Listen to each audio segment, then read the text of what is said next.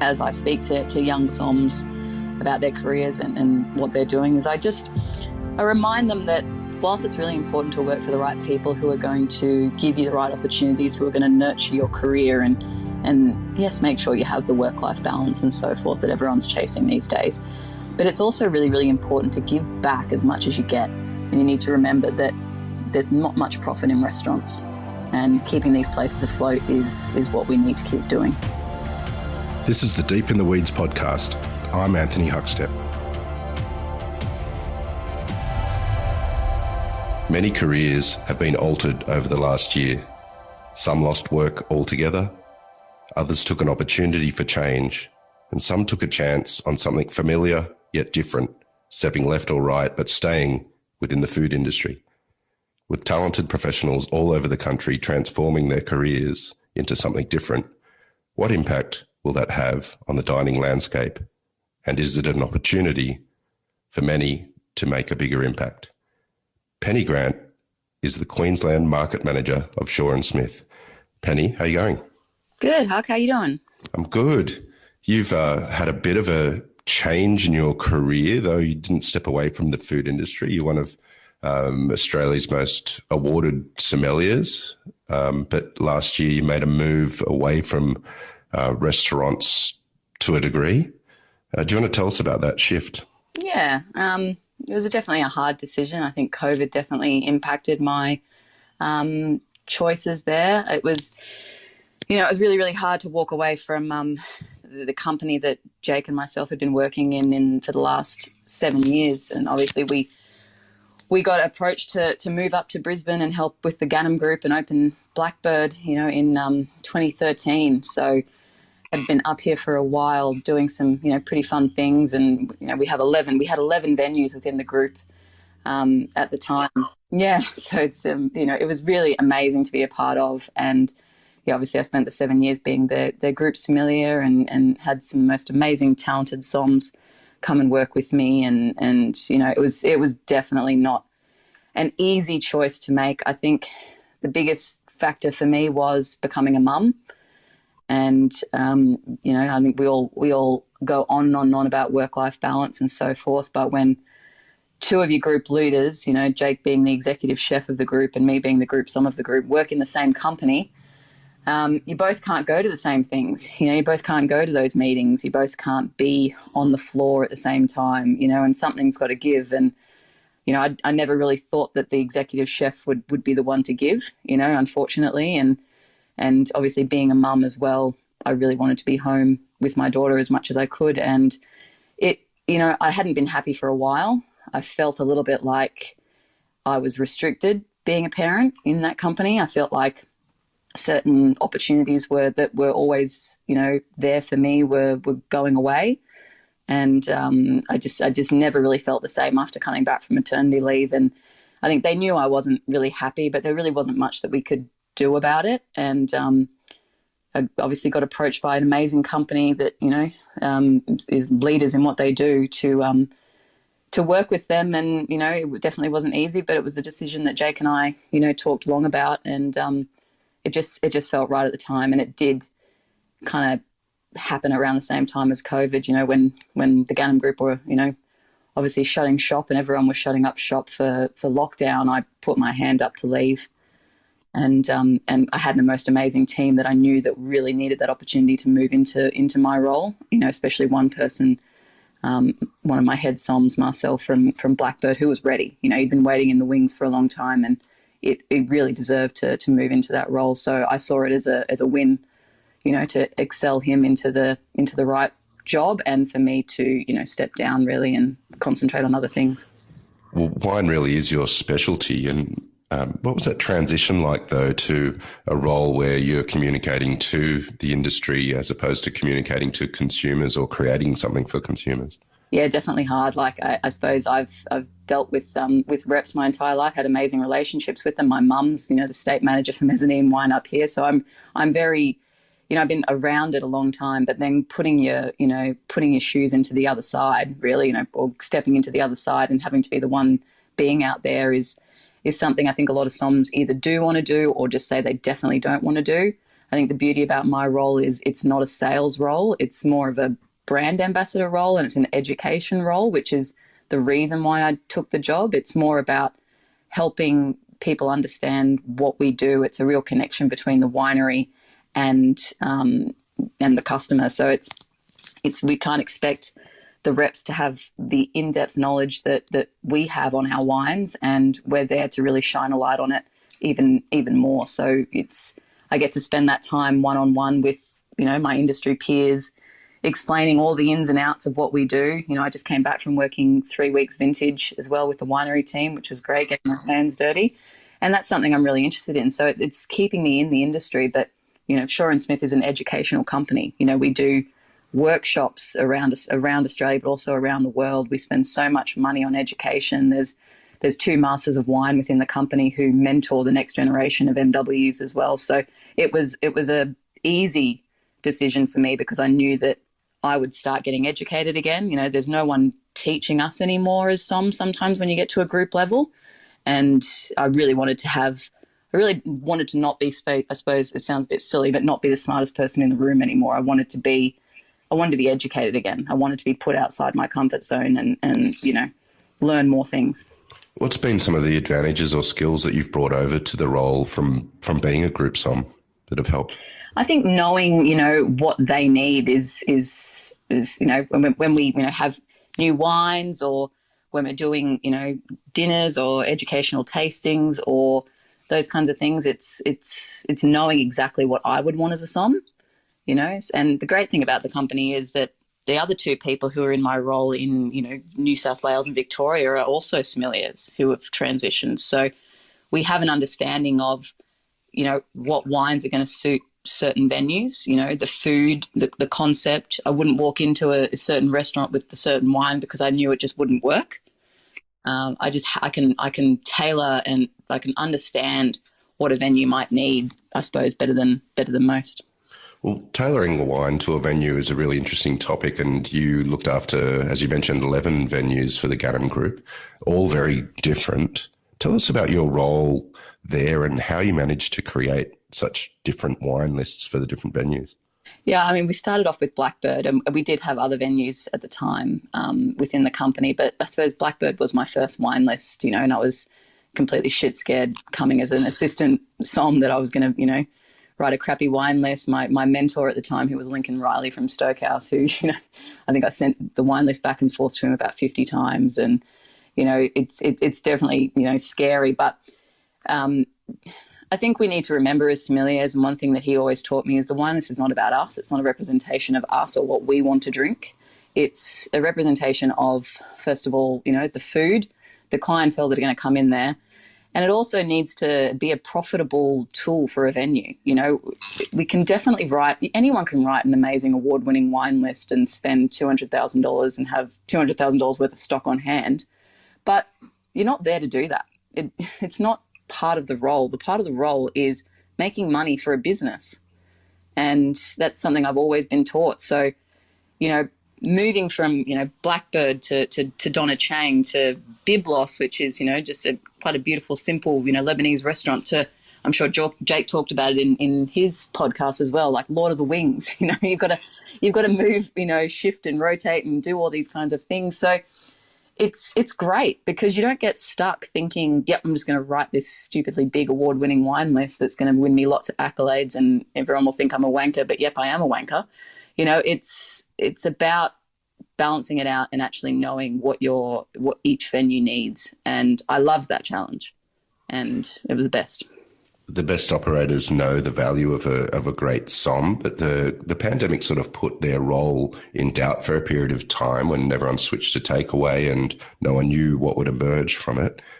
Having been a somm before that and then dealing with them afterwards, do you think the role has changed and will change moving forward?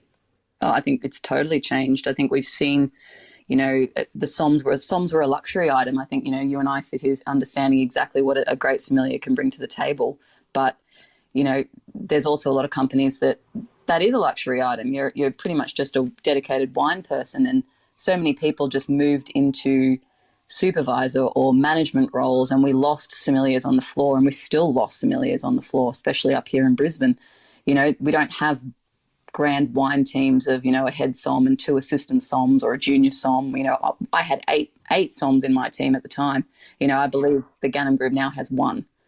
And that's across 11 venues. So it's hard to get people to come and work for you, first of all, and it's hard to get them to stay. And somms are whilst they are a luxury item, they're also completely in demand now because there are none, because everyone's had to morph into different roles. People have moved, Millie in her podcast talked about moving into the repping role as well, because it's just those opportunities get put in front of you,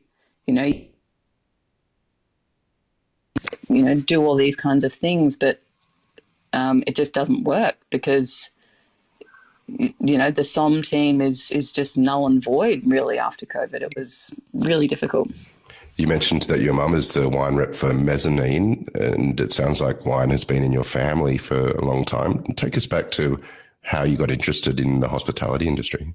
Yeah, my mum's an interesting character. I mean, we grew up in country Victoria around, the wine regions. My dad's families, owned vineyards. So we were, doing slave labour of picking grapes from a very young age. And mum, managed cellar doors at Brown Brothers back in the day as well. So we'd be there. But then when we moved to Brisbane, and my parents separated, my dad's a builder, but my mum worked 3 jobs. She worked breakfast shift, lunch shift at the Brisbane Club, and then managed Vino's wine cellar at night time just to get by. And, she's always been in the hospitality industry, and my sister and I, who are both in the industry now, after school we would be, polishing cutlery, we'd be polishing wine bottles, we'd be, making the kitchen coffees.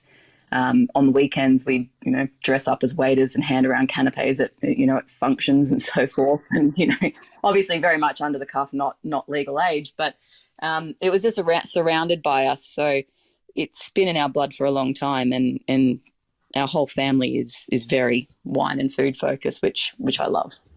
The alumni that came out of Circa the Prince in Melbourne is quite extraordinary, both back of house and front of house. And you started as a junior somm there. Can you take us back to that time and what it was like? Yeah. Well, the funny thing was I was working in Brisbane at the time, and Matthew Brook, who had been at Circa previously, was up here working at Isis Brasserie. Horrible name now, but back then it was great. He was my head somm, and I was obviously a junior under him up in here in Brisbane. And he said to me, "It's you need to move to Melbourne if you want to go further in your wine career. It's time." Liam O'Brien, who is his best friend, who was the head somm there at the time, working under Chris Crawford, had teed me up with a junior somm role there. So I was already ready to pack up and move. And I had been doing I was in the Young Waiter of the Year competition and the Young Chef of the Appetite for Excellence comp when Lisa Van Handel was obviously a judge as well. And, it was great because I got to spend time with her knowing that I was coming down to work at Circa, and Jake was working there at the time as the sous chef as well. So obviously Jake and I met on the tour and fell in love, as you do, but I believe I was the 3rd woman that he fell in love with on that trip anyway. So I was already planning to move to Melbourne at the time, so all worked out really, really well. And got to work at Circa, and it was the wines you see, the dinners, the club events with all the great wine minds of the world drinking some of the most spectacular, rare, unique, expensive wines that I was definitely a fish out of water, making silly comments, making mistakes, couldn't find specific wines and completely felt like I was out of my comfort zone. But, it was great. I was working with a wine list of 1,800 wines that couldn't pronounce, let alone find. But it's throwing yourself in the deep end it was amazing. Absolutely. You briefly mentioned the Appetite for Excellence program, Young Waiter, Young Chef awards that you were part of, and they go on a big tour around Australia. What was that like for a young professional to sort of be linked up with young professionals and sort of go and explore the produce and wineries of Australia? Yeah, it was amazing. I was 21 at the time. I think I was one of the youngest people in the competition, and it was a very big, long trip. And you were there, Huck. So I was. you were there for most of it, or some of it, in South Australia. And we all got up to some trouble along the way, but we had a great time. And it was for someone who was coming from Brisbane, who hadn't really been around all of that food and wine scene before. I took it all in, and the people who were on that trip were people that we are so close with still to this day. I've got Leanne Altman, group beverage person for Andrew McConnell Group, Jimmy and Bianca from Stillwater, and just the most amazing industry professionals who got so much out of that competition. And it wasn't about winning, it was about the relationships that you built, and those relationships are still really strong to this day. And I'm so happy that it's still going. There's often talk about the mentors and training for the back of house in hospitality. Tell us about the front of house and the challenges involved in for mentors and training and building that sort of career path for professionals. Yeah, I believe I was really lucky in this sense. I was put in place. I was put to a lot of great mentors. I had great mentors that kept moving me to my next great mentor. The importance of mentors is, I don't feel as important as it was then that it is now. It's, I hung every single bit of my career on them. I had obviously Matt Brook, Liam O'Brien, Chris Crawford, and then, they moved me to my significant mentor, Lincoln Riley, who took me within, to 3 different venues with him as his assistant sommelier. He gave up trips, to Europe to see wine regions, just because he thought it was a better opportunity for me to go as a budding young sommelier. He definitely made sure that every opportunity that he was given, he also passed to me as well. He wanted to make sure that everything in his role that he could do, that I could do as well.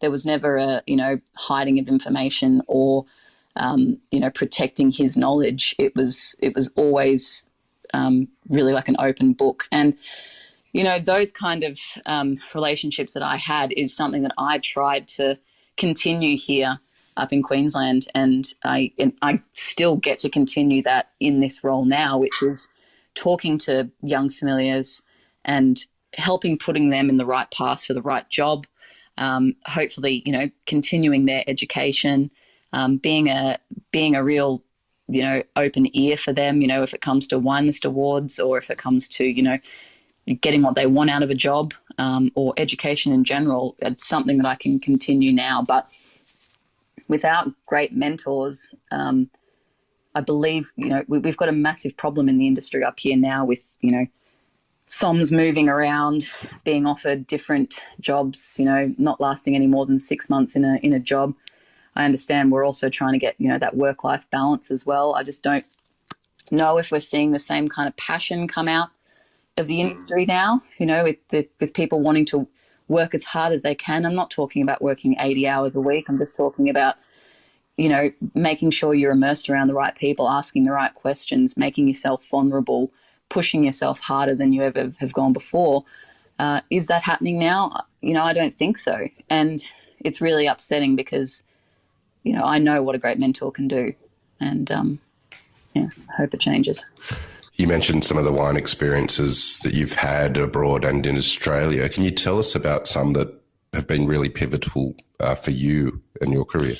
Yeah, I think putting yourself in wine shows for me has been my biggest thing. It's been making me get out there amongst the industry, amongst my peers, and learning from, amazing winemakers to sommeliers to distributors and so forth. And having, being part of, different kinds of wine shows around Australia has made me have those connections with those people, and I suppose has gotten me as well to where I am today. I feel like I take from them what I can. It's like a new level of mentoring for me, really.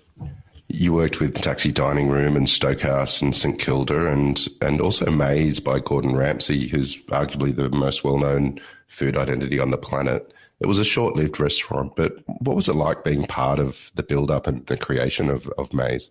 Yeah, I think we only lasted about 6 months before it all kind of turned funny. But yeah, I mean, obviously Lincoln and I were at Taxi at the time, and he was given the opportunity to be head som at Maze, and obviously took me over with him. It was amazing because it was a different level of dining that I hadn't experienced. Obviously, Circa had, degustation focus and so forth, but Taxi was obviously more that Japanese fusion kind of style. So this level of training and the systems and procedures and the kitchen, the kitchen at Maze was just amazing, working with people who had obviously come over from London that I hadn't been exposed to before, and just the Michelin level of the way they were doing everything, setting up the wine program with Link as well. And every night was amazing. There was never the same wine match. It was, all right, let's go into the cellar and let's decide what we're going to match with the food tonight. What are we going to open tonight? What do we think would work with it? And it would get our minds thinking of, all right, well, we've got these dishes, what do we think? Yep, let's taste that. Let's open that. Yep, that'll be perfect. And we got to tailor make these experiences, because that restaurant as well was a create your own degustation venue. The menu was, as long as it was, very, very long, and you could pick and choose all your courses to create your own degustation. So we had to work on the fly as well with our wine pairings and, make sure that they balance themselves out, because there could be people who go, yep, I just want all the light dishes, or I just want all the heavy dishes, or, so we had to, remind them about balance in the menu and making sure that they have that perfect balance. But it was great. It just made everything, I suppose, really fun. It was really good. You and Jake have done incredible things up in Queensland for the Gaddam Group. What's been the challenges involved in working with your partner when he's the executive chef and you're the sort of head of wine? Has there been times when it's been difficult to sort of pull it together? I think it was actually a really good thing, because, if the front of house were, not that Jake's a scary person, because we all know he's an absolute larrikin and a joker and the loudest person you've ever met in your life. But, it was good, because at a front of house perspective, if they didn't want to approach Jake about something, or if, there was a little situation in the kitchen, or, something was sent back, or, he wasn't going to talk back to me, I suppose. So I could just go up there and say, yeah, he asked for it medium rare. It's not medium rare, so just cook it medium rare. Do it now. So, that was good. But, the best thing about us working together was I knew Jake's food, back the front.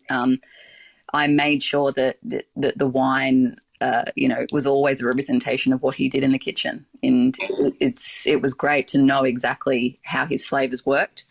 And we fed off each other really, really well. I suppose him and I were the face of the company, and it was great, because, whilst I was out there, winning some awards for wine and so forth, he was back there making sure that, saying how proud he was of me, and how well the business was doing as well. It was just, it was a really great time in our life.